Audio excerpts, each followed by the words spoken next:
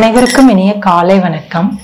இன்றைய காணொளியில நம்ம பார்க்க அறுபடை வீடு பற்றி ஒரு சில முக்கியமான கருத்துக்களை மட்டும் சொல்றேங்க. திருமுருகாற்றுப்படை, அதாவது சங்க இலக்கியங்களான 8 தொகையும் 10 பாட்டிலும் இந்த 10 பாட்டு நூல்களில் அமைந்துள்ளது 10 நூல்கள். அதில் திருமுருகாற்றுப்படை, சிறுபானாற்றுப்படை, பெருமானாற்றுப்படை, பொருணராற்றுப்படை, கூத்தராற்றுப்படை, பட்டினப்பாலை, குறிஞ்சிப்பாட்டு, முல்லைப்பாட்டு, மதுரை காஞ்சி என 10 நூல்கள் அடங்கியுள்ளது. அந்த 10 நூல்களில் ஒன்றாக அமைந்திருப்பது திருமுருகாற்றுப்படை. முதல் 10 பாட்டு நூல்களில் முதலாவதாக அமைந்துள்ளது இந்த திருமுருகாற்றுப்படை. ஆற்றுப்படை என்பது என்ன பொருள் அப்படின்னா, ஆற்றுப்படுத்துதல் என பொருள். ஆற்றுப்படுத்துதல்னா என்ன? தான் வாங்கி கொண்டு வந்ததை பிறரையும் சென்று வாங்க சொல்லுவது. அதாவது பாணர்கள் வழிப்போக்கர்கள் எல்லாருமே தான் கஷ்டப்பட்டுட்டு இருக்காங்க அப்படின்னா அவர்களுடைய கஷ்டம் தீர்ப்பதற்காக தான் அரசனிடமோ வள்ளல்களிடமோ பெற்ற பரிசு பொருளை நீங்களும் சென்று வாங்குங்கள் என கூறுவது ஆற்றுப்படை என. ஆற்றுப்படுத்துதல், வழிப்படுத்துதல், நெறிப்படுத்துதல் என பொருட்களில் வரும். அப்படிப்பட்ட இந்த சிறுபானாற்றுப்படை, பெருமானாற்றுப்படை எல்லாருமே பாணர்கள் வாங்கக்கூடியது.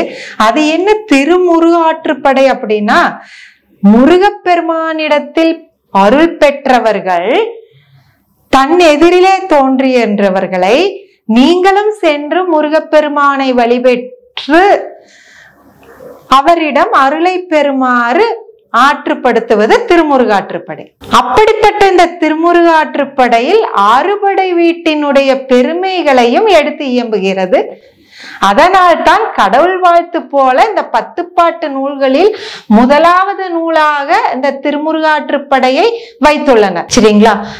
அப்ப இந்த திருமுருகாற்றுப்படையில 6 படை வீடுகளையும் சிறப்பாக எடுத்து இயம்புகிறது. அதில் முதலாவதாக அமைந்துள்ளது திருப்பரங்குன்றம், திருச்சீரலைவாய் என போற்றப்படுவது திருச்செந்தூர், பழனி என போற்றப்படுவது திரு ஆவினன்குடி, சுவாமிமலை என கூறப்படுகின்ற திருவேரகம், குன்றுதோற ஆடல் என போற்றப்படுகின்ற திருத்தணி, 6வதாக அமைந்துள்ளது பழமுதி சோலை. சரிங்களா?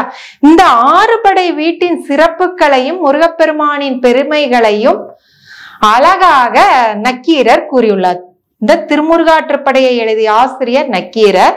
இந்த ஆசிரியர் புலவர் நக்கீரர் இந்த 6 படை வீட்டினுடைய பெருமைகளையும் முருகனின் அவதாரமா, அதாவது இந்த முருகனுடைய சிறப்புகளையும் மிகவும் அழகாக கூறியுள்ளார். அதனுடைய ஒரு சுருக்கத்தினை மட்டும் நான் கூறுகின்றேன்.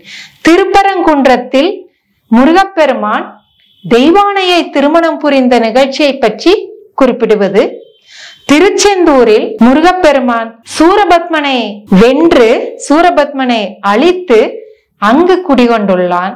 அப்படிப்பட்ட முருகப்பெருமானின் சிறப்புகளை கூறுவதுதான் இந்த திருச்செந்தூர் என்ற 2ஆம் படை வீடு என கந்தபுராணமும் கூறுகிறது.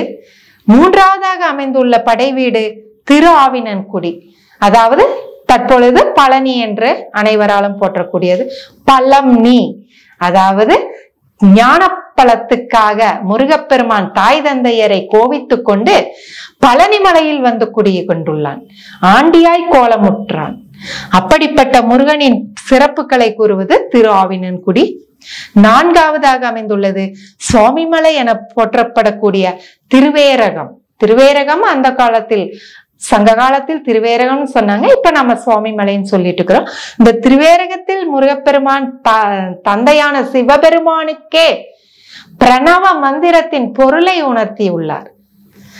5வதாக அமைந்துள்ளது திருத்தணி, குன்றுதோர் ஆடல்னு சொல்றோம். இந்த திருத்தணியில பாத்தீங்கன்னா முருகப்பெருமான் வள்ளியை திருமணம் புரிந்த நிகழ்ச்சியை குறிப்பிடுகிறார்.